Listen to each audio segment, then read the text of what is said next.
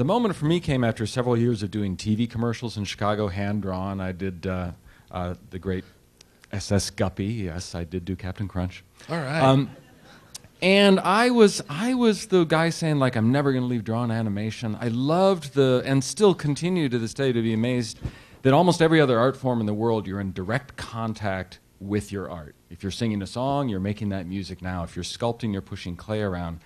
Animators are like blindfolded sculptors. We have to put our hands in our pockets, and then they take the blindfold off, and we get to look at our animation. And then we want to change it. They put a blindfold back on, and we have to kind of feel our way through these key frames.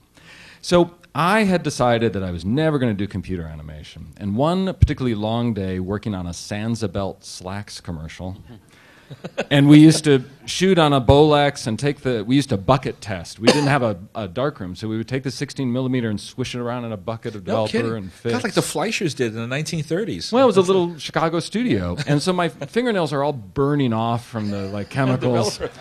And this guy at Post Effects who'd bought the very first Alias system, which was designed to be something an artist could use. He said, please just come over and look at it. So I went over, and I was Mr. Curmudgeon about it. And I built a brick with 4 sections. And I basically did the flour sack test, a classic drawn test of can you make a flour sack have emotion. And I built this little rectangle volume with 4 sections. And in about a half hour, I had set all the keyframes, and then I hit play. And even back then in 1986, in a wireframe, it played right away.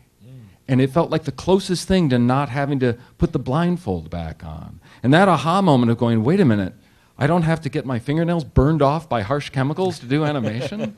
And I can get a feedback that means I can change it quicker and see the result and get closer to the core of what an animator does, craft a performance. I got very, very excited and immediately offered to do anything to work for this guy. And then worked very closely with Alias, which eventually became Maya. It was really the sort of first software that could do something more powerful and more artist-friendly that was available to production studios.